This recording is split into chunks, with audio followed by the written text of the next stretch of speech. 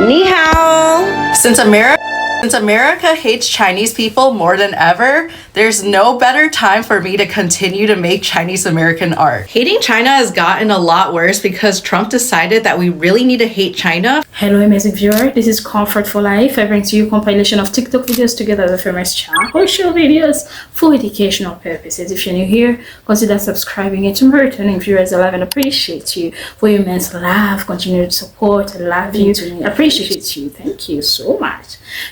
Let's dive into today's video. Since America hates Chinese people more than ever, there's no better time for me to continue to make Chinese American art. Hating China has gotten a lot worse because Trump decided that we really need to hate China for no valid reason other than he's too embarrassed to admit that China is outperforming the US in most industries. In many ways, society wants me to think that I am less than for being Chinese. But I grew up in a small town with almost no Asian people, and I felt really ashamed of being Chinese growing up. And when I moved out, I promised myself that I would learn how to be proud of Chinese, and that has evolved into my current art practice today. I love being Chinese American, and I would never want to be something else because this is what makes me me. And companies and the government who actively hate people of color, all marginalized identities, they can go fuck themselves. I make this art because I think that my heritage deserves to be celebrated, it deserves to be honored, and it deserves to have a place in society. I refuse to make myself smaller just because people tell me that I should be smaller. Alright, don't hate me for saying this. I'm trying not to take any more swipe, but I guess I'm just gonna say this. Have y'all ever wondered why and how can America hate China this much, right? I know that they're not happy that China is progressing and is difficult to contain, but this level of hate that they have towards China, like this level of hate, right? Literally, even not just their politicians, I mean a good number of their citizens as well, right? This level of hate is not humanly possible. Right? I was just wondering, how is that even possible that someone can hate something this much? Is it in the genes? Is it in the DNA? Or what is it? I'm just really curious. Anyone have an answer? Just asking, don't hate me. Comment has come in, I'm just going to respond to it anyway, right? So I'm not directly, attacking this individual who's replying. I believe that they really believe that that's what the US wanted to do, and they bought into the American propaganda, right? And they genuinely feel that the government is really working in the best interest of people, right? But in actual reality, I think when you say that the US just wants to protect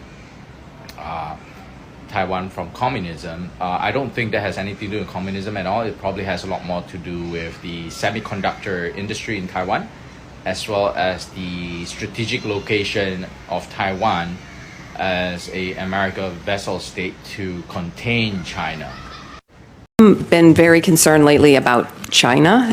They are now all over Africa, buying things and investing over there and getting those countries dependent on them and supporting, non-democratic people. And I'm just like whom? Well, we are in a country that supports Saudi Arabia.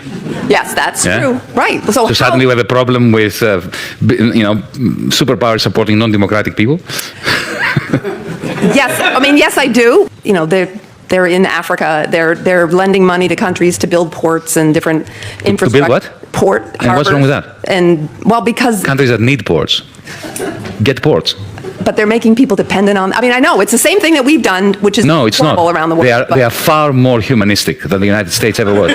The ironic part about America spending trillions of dollars on anti-Chinese propaganda is that the scariest thing about China is China itself. And no, I'm not talking about communism and social credit score. Bitch, I'm talking about the 2008 Olympics. What the fuck was that?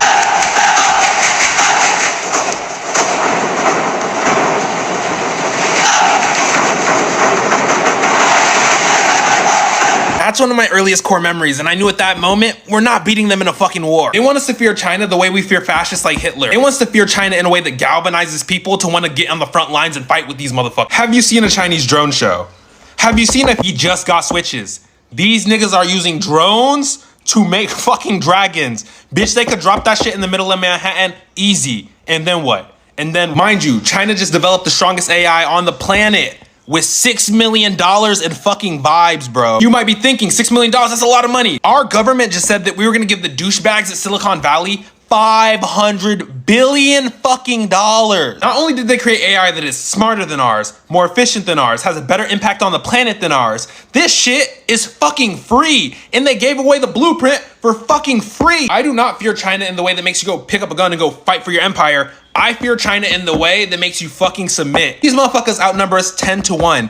And these motherfuckers all have homes. 95% of their population owns a fucking home. Americans don't even realize that they won the war already, and we haven't even started fighting. You know, I'm kind of glad xenophobia is a thing. Now hear me out. And if you don't know what xenophobia is like basically racism towards Chinese people and how Chinese people and China in general is perceived in such a negative light compared to any other Asian country, generally speaking.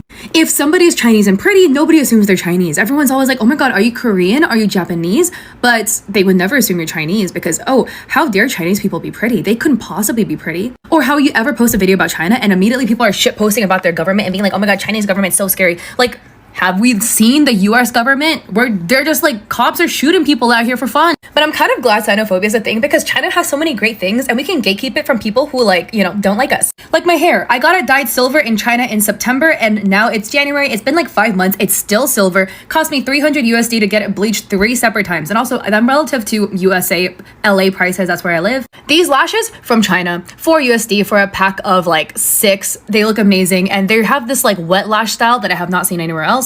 My necklace, China, I get like 1,000 compliments on this thing and this was like 15 USD and it's absolutely gorgeous. My nails, also from China. These are press-ons. They don't even look like press-ons to you, do they? 9 USD. Oh, and my little arm sleeve things, yeah, they're also from China. It's from a Chinese top set. I just didn't wear the top. I just wore the sleeves off of it because I wanted the puff sleeves on this top today. But let's keep being xenophobic so I can keep all these things to myself and the other Chinese girlies that actually get it. I don't really know how to say this without sounding problematic, but I love being around all Asians. Let's talk about how the whole world is now obsessed with Chinese people and China in general. I have my 2 cents. I just want to preface, I'm Japanese, I'm not Chinese. If you live under a rock, everyone in America is moving to xiaohongshu, which is called Rednote. It is China's TikTok, Pinterest, Instagram combined app. Everyone is like refuging over to the app. Saw another creator who's actually Chinese speak about this, and it is weird how even to this day, I think specifically towards Chinese people, there is such a big stereotype, racist stereotype towards them. And now that it serves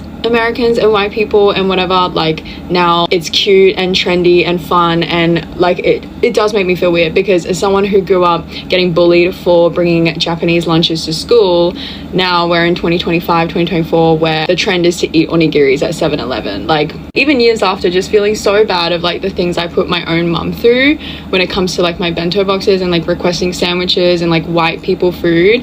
And then now fast forward 10 years, it's all the rave, it's the trendy thing to do, and people love and appreciate Japanese culture now. And while I love and appreciate it, there's definitely a side of me that still is accepting that. Obviously, even though I'm not Chinese, like I am watching this whole like transition happening from TikTok app to xiaohongshu, and it does make me feel weird for sure. And I wanted to share my experience as someone who visited China for the first time last year. Even as someone who is Asian, literally was quite shocked at how I held subconscious stereotypes myself towards Chinese people because I was just so culture shocked. My view on China, Chinese people, the community, their system, the way of life there is just, I don't know, I think I just had like this expectation of what it would be like. And oh my God, everyone loves to talk about how great Japan is, and like everybody takes their rubbish home, there's no bins, and it's so clean, and people respect the rules, everyone's so quiet. Like exactly the same in China. And I think as someone who's also been to Korea myself, I think there's definitely like still a little bit of hatred towards Japanese people. So I think I also kind of expected that myself in China. Like I thought there was maybe some sort of like mild, like old school, like hatred towards Japanese people in China. But like I cried in China. I cried in Shanghai in a restaurant because of how nice this worker was. I traveled with a friend who speaks Chinese, and we also met a friend who lives in Shanghai. So you know, I do also just want to make that clear as well, that I was around people who spoke Chinese, but there were definitely moments where I was completely alone because we all stayed in different places. Like, I would spend some time alone and do things on my own, and every time I was alone, I can't speak Chinese, every experience I had with a local, just the nicest, most heartwarming experience I've ever had in my life. Like,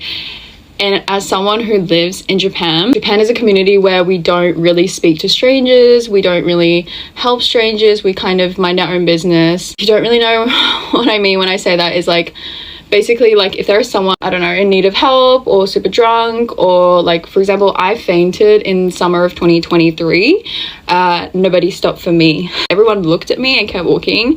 And recently I was at a platform in a station and there was this girl on all fours. It was around last train time, so quite late, and I think everyone just assumed she was quite drunk. I got off my cart, and like every single person that walked past this girl would look at her, keep walking, look at her, keep walking, look at her, keep walking. And I was behind all these people, and I almost got like swayed to do the same thing. But then, like, obviously I snapped in the moment and I was like, dude, what are you doing? Like, this is a girl on the floor on a platform, like, you need to check in on her. So I of course did, and I was like, oh my god, like, 大丈夫ですか? And she was like, yeah, 大丈夫じゃなくて, like, she was like, I'm actually not okay. And that is just like crazy to me, because most Japanese people like don't want to cause drama, don't want to draw attention to themselves. Like, that's their actual worst nightmare. So the fact that she was like, no, I'm not actually okay, was just telling like how not okay she was. And I was just so glad that I stopped in the moment, like, as any normal person should. I was like taking so much time to order food. I couldn't speak any Chinese, so I was using all the translation apps. And when you pay for things in China, it's really hard because you have to use like all these different apps because everything is blocked. It takes a bit of getting used to, but the workers were so patient, so helpful, and I just was so touched by the people in China. Like, it made me emotional how nice some people were. Even as someone who from the outside who feels a little bit iffy about this and like this obsession towards China and Chinese people now, like, you know, like, if this is what it takes for people to understand that, you know, we are subconsciously taking on so many stereotypes and beliefs, probably from our governments, our parents, the country that we live in. Really do hope that it does help the gap between specific countries. I hope it's for the good, and I hope people don't mess up xiaohongshu. Like, I haven't even made an account yet because I'm not really sure about it, but yeah, that was just my honest 2 cents on how much I love China, how touched I was in China, and how Shanghai was easily the #1 place I've ever traveled to, and I just hope China gets the love and respect and more people travel there. Friends talk about this all the time, how grateful we are to be raised up in an Asian predominant community. I was raised in the Bay Area, and my high school was literally like 75% Asian. Like, being Asian at that point was like the super majority. It was great because as a kid, all you wanted to do was fit in. I know that K-pop and anime has kind of been like this trending thing that's been happening for the last couple of years. But like, me and my friends have been watching anime and listening to K-pop since like 2004. You weren't special, it wasn't weird, it was just the norm. And like, growing up, I was never made fun of for my food because everybody was Asian. Like, your mom made the same food my mom made. I really appreciate that little bubble of safety that I was able to grow up in.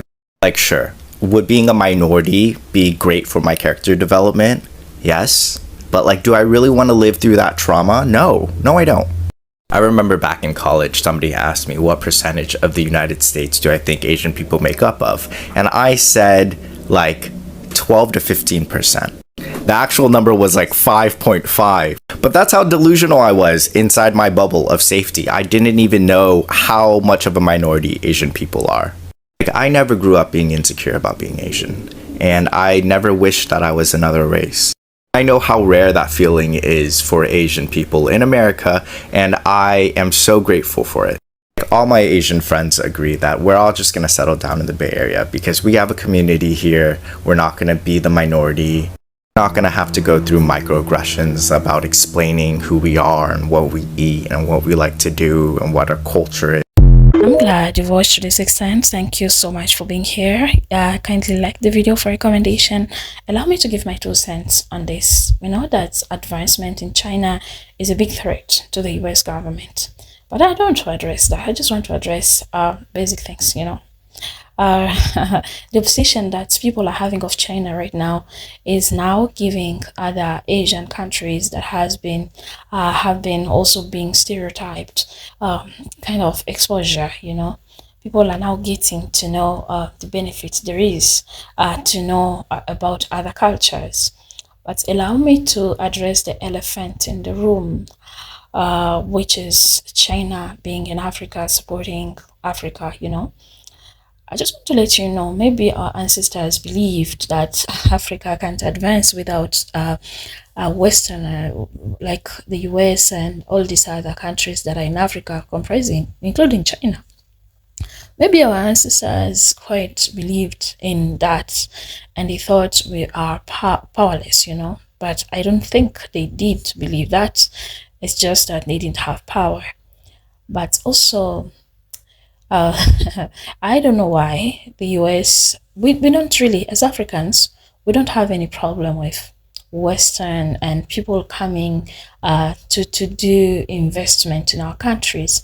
But what we are not appreciating is that that level of entitlement that Americans have when they come to Africa. Instead of doing diplomatic things diplomatically, you know, they do it in a way that is corrupt, you know. They invade. Yeah, they invade, and how they invade is they set us against each other. Countries start fighting. As they fight, they reap the resources from our countries. So we are aware of that. We are tired of that. And as China is also going to Africa and support, we know that communism is a good thing, and this is how we live. We have democracy that you copied from the West anyway, but what we have here is communism because we live in community. Democracy, yes, let's say democracy. If at all America just remove its ties to Africa because we are tied, and European countries, you know. If Asia decides to come, more specifically China, that is now invested in Africa, we would want you to not repeat the same mistakes that the US is doing, because we'll end up also in the same route. Yeah, and we are tired of such aids that comes, that we know that Africa has a lot of resources that the world needs, and that's the reason why we are on this planet Earth. It's for us to partner and to exchange. But when we start setting people against each other to rob of their natural resources, that's where the whole thing becomes a scam, and we hate you guys. We hate you being in our countries. And since we also have a bad, I would say, experience with America, I know China is not going to have it easy here, but getting to know what China is, and the reason why I'm even invested to know what is operating in China. What if I say that I quite believe that if China takes over Africa, whatever, that's the most exchange, we are going to have the freedom that we've always wanted. Anyway, that's my point on this. This is my opinion on this. I don't know what you think about this video. I don't want to speak about US propaganda with China. Yeah, we know the beef are being addressed, and yeah, and that was it about this video. Let me end it up here. And thank you so much for being here. Thank you for supporting my content. This is Comfort for Life. I bring to you a compilation of TikTok videos for educational purposes. Kindly like, subscribe, and also support the channel in ways you can. I appreciate you.